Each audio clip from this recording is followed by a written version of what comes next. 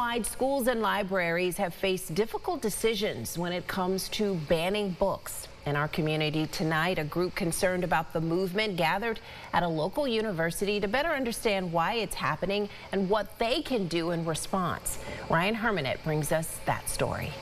In today's world, we hear about book bans not just here in Rochester, but all across the country.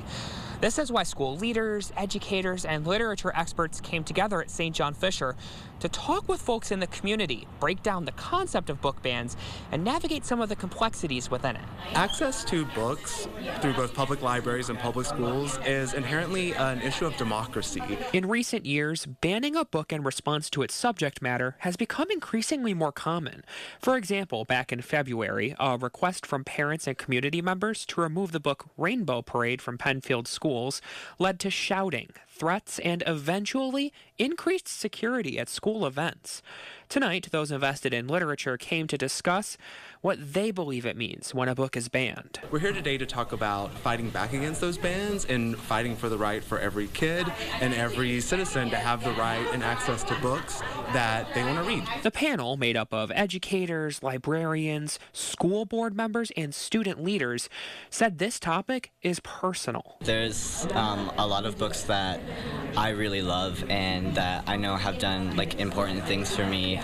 So yeah, it is a little scary to hear books that I love or that my friends love or that even my English teachers love being threatened to be banned. Those in support of removing books have made passionate arguments in the past about the need to protect young children and families. Those who spoke against these bans say removing books from shelves relates to bigger social issues surrounding censorship, diversity, and inclusion.